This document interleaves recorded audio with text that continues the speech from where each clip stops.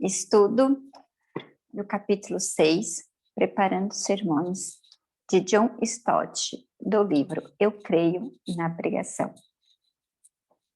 O autor começa o capítulo citando exemplo de 3 tipos de pregadores.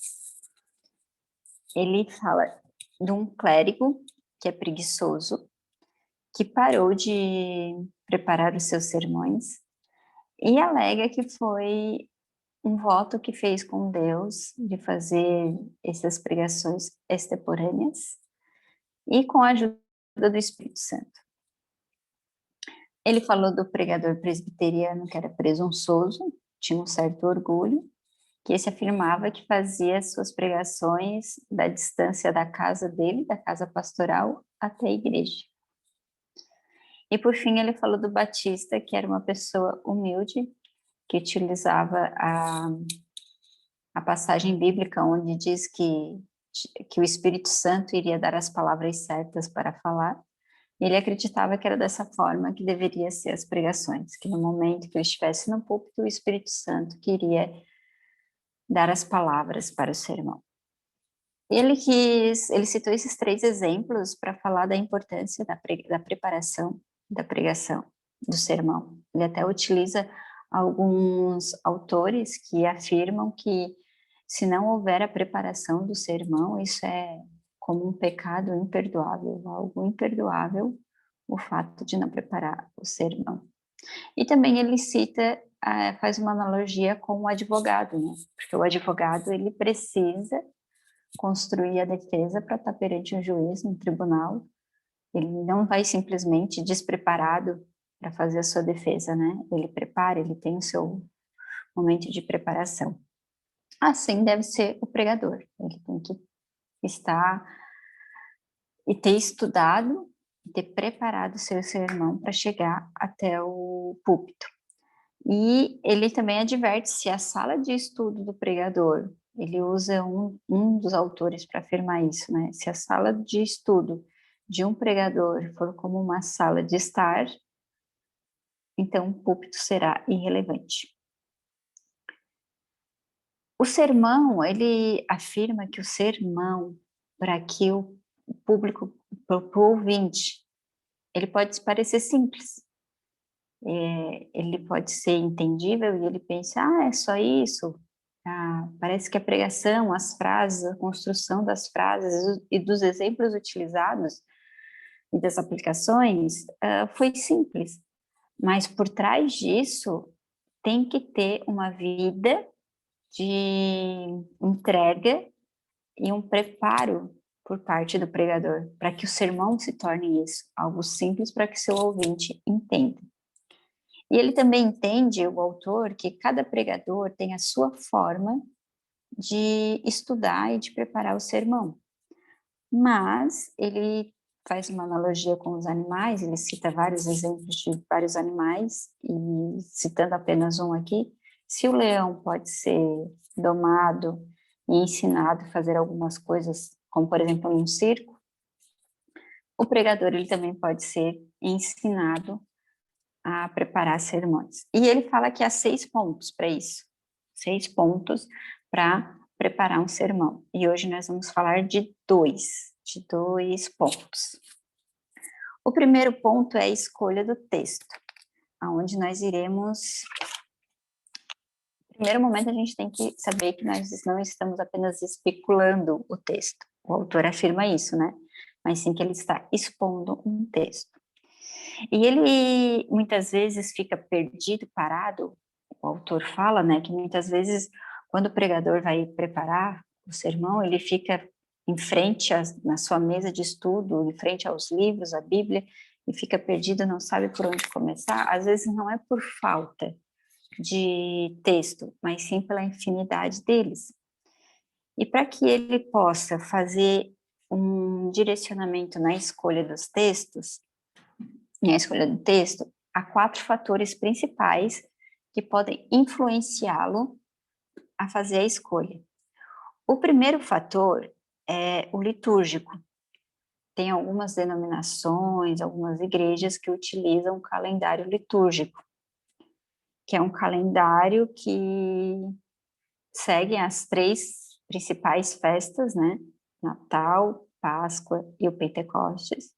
Então, todos os sermões daquela igreja levam para essas 3 festas, que, agora um parêntese, abrindo, né? Eu gostei muito, achei bem interessante, e vou horário até então, porque eu acho que seria perfeito para fazer com o Esperança Kids. Mas esse calendário é dividido em 3 períodos, que é o Advento, porque o ano dessas igrejas americanas e do hemisfério norte, né, elas começam um ano diferente que o nosso. O primeiro ponto é o Advento, que é de outubro até dezembro, até o nascimento de Jesus, onde eles fazem um estudo do Antigo Testamento até chegar ao nascimento de Jesus.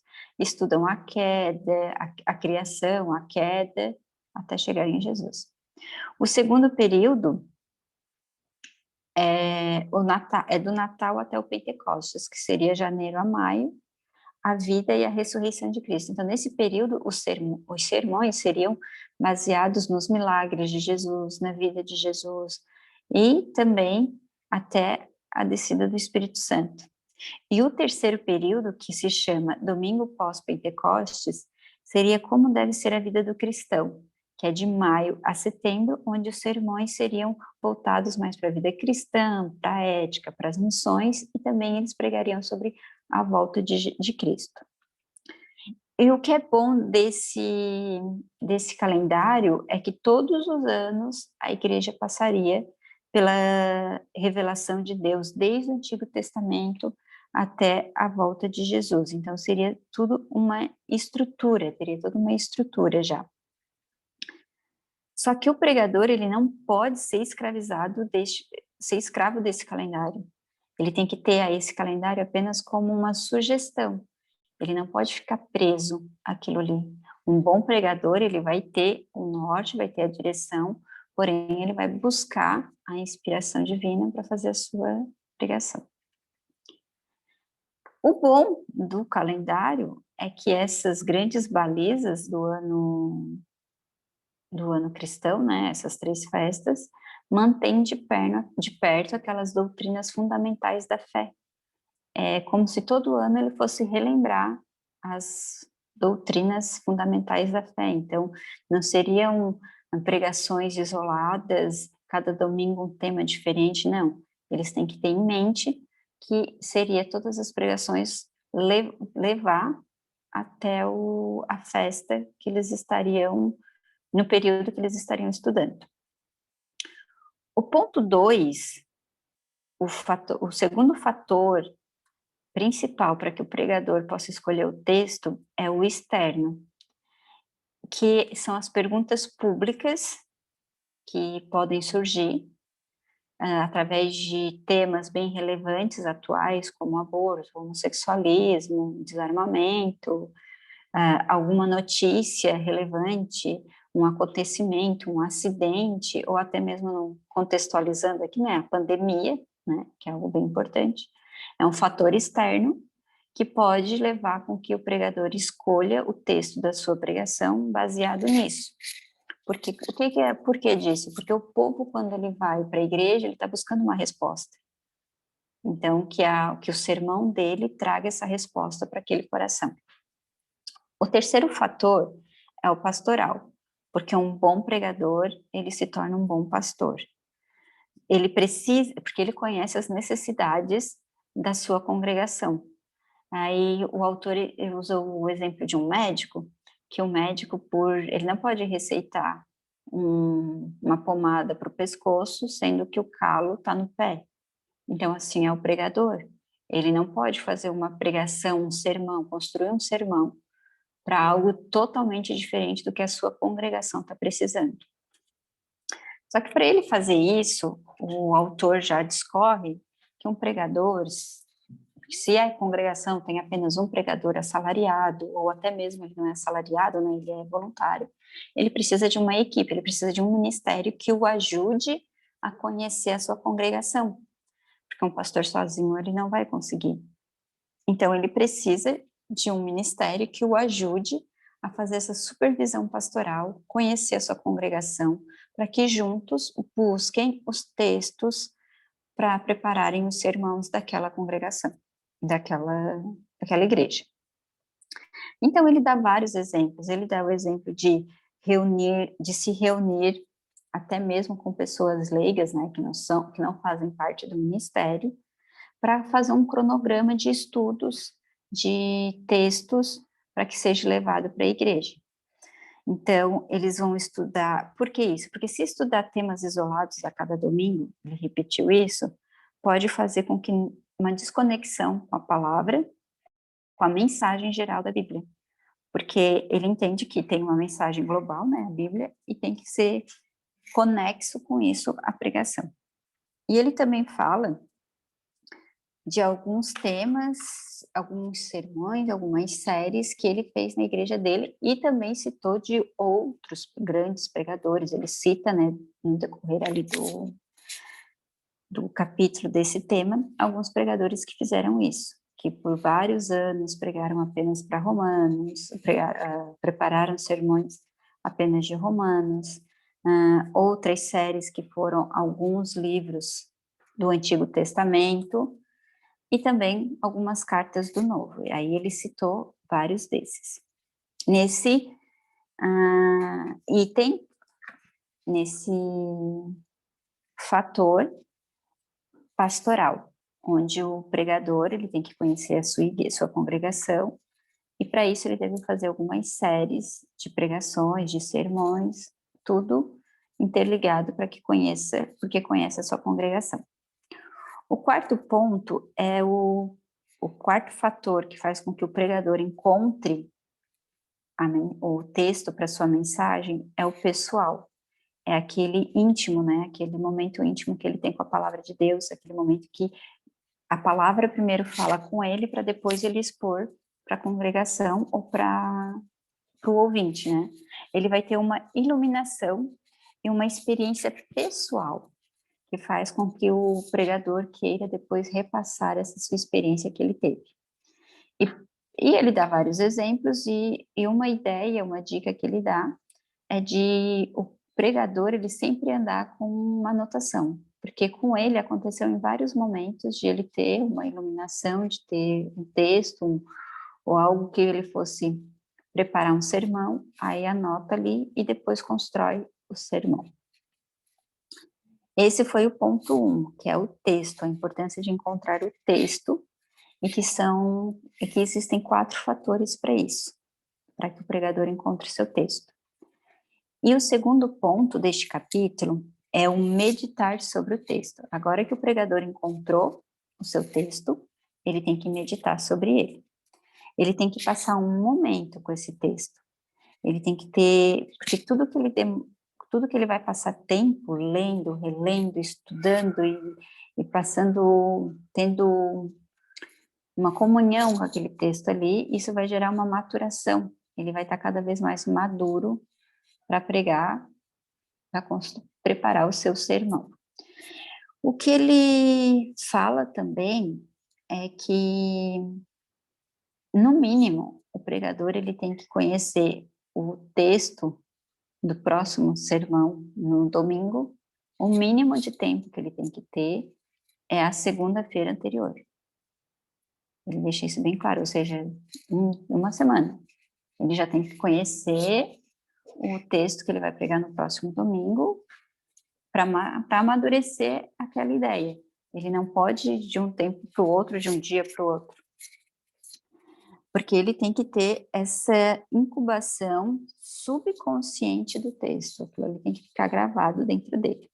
Ele tem que ler, reler de novo, passar tempo com o texto, até mesmo ser ensopado pelo texto, mergulhar nele, refletir, até penetrar na mente do pregador. Aí ele cita vários exemplos, vários autores, e um deles, que é o Spurgeon, diz que tem que ser como um verme, né, que vai até o cerne da onde está o texto, que tem que penetrar na mente até sair pelos seus poros.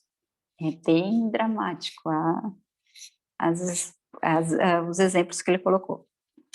E duas coisas muito importantes que ele faz, que ele fala nesse ponto, de meditar sobre o texto, é fazer perguntas. São duas principais que ele cita, o que o texto quer dizer quando foi escrito pela primeira vez, o que o escritor daquele texto queria dizer, prometer, ordenar, ensinar ou condenar com aquele texto. Então, ele tem que voltar a ir ao contexto daquele escritor, ele tem que tentar entender o que era. Aí faz todo o estudo histórico, geográfico, do porquê que o escritor quis dizer com aquilo. E a segunda pergunta é o que aquele texto diz hoje. O que envolve, que isso envolve a disciplina da ponte. Tem que pegar a palavra antiga e chegar até o tempo moderno, até o mundo moderno. Quando ele vai preparar o sermão, ele não pode ficar apenas com que lê o texto e pensar, o que esse texto quer dizer para mim hoje? Não. Se ele estiver fazendo isso, se ele estiver esquecendo a primeira pergunta, ou seja, se ele não tentar entender o que o escritor quis dizer a primeira vez que ele foi escrito, ele vai estar adulterando a ideia de Deus. Ele usa um termo bem forte aqui, ele vai estar desonrando a Deus. Ele tem que seguir essa ordem. Em primeiro momento, entender o que o escritor queria dizer, e depois, o que esse texto se aplica no tempo moderno. E ele diz que para que o pregador consiga construir o seu sermão, lógico que ele vai precisar de ajudas, de livros, de comentários e tudo mais, porém, ele não pode deixar que isso ultrapasse o texto, ou seja, a palavra de Deus, né? Ele tem que ficar firme na palavra.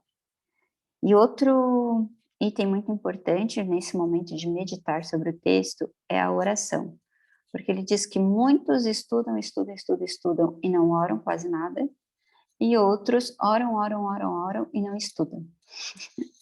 Então, ele usa o exemplo de Daniel.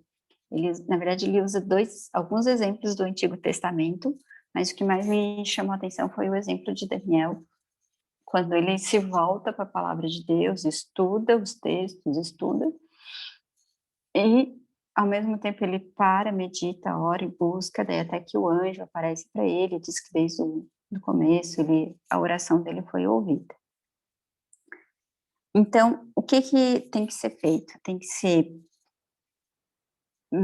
escolhido o texto, meditado no texto, estudar sobre o texto, meditar, se humilhar e buscar em oração. Ele bate nessa tecla da humilhação. E ele cita o exemplo dele, o autor, que é o Stott, ele cita o exemplo dele que quando ele vai preparar, ele realmente faz de joelho, porque ele está humilhado diante de Deus, lendo o texto e buscando em oração que a graça de Deus sobre o sermão. E nada pode substituir esse tempo com o texto, nada pode tirar esse momento que o pregador tem que ter com o texto, né? Que também pode ser feito de duas formas, pode ser feito de forma individual e particular, ou ele cita o exemplo de uma igreja da Índia que faz isso de forma coletiva, onde todos constroem coletivamente, daí é apresentado para toda uma assembleia, para todo um grupo de pessoas, ou cada um vai para sua casa e depois termina os seus textos, os seus sermões. Em conclusão, o que nós podemos aplicar para as nossas vidas? Que nós devemos, quando escolher o texto, eu particularmente entendo que desde o início nós temos que orar e buscar que Deus nos direcione a escolha do texto, mas o que é importante é não orar apenas que venha uma iluminação e sem se apegar àquilo que ele sempre fala, que é a ponte. Não adianta eu querer falar sobre algo totalmente diferente daquilo que a minha congregação está precisando, aquilo que o mundo moderno está precisando, né? Não adianta eu querer pregar, só expor o que a palavra de Deus diz, sem trazer essa ligação e essa aplicação atual. E que para isso remete ao segundo ponto, que é aquele momento onde nós temos que ter comunhão com a palavra, com o texto, buscar em oração. Então, a base para te preparar um sermão, a princípio, nesses dois primeiros pontos que nós estudamos hoje, seria ter mais intimidade com a Bíblia e ter mais intimidade com a oração, porque se essas duas coisas andarem juntos, o Espírito Santo vai colocar dentro de ti o texto correto, a pregação correta, e tu vai conseguir preparar melhor o teu sermão. Amém.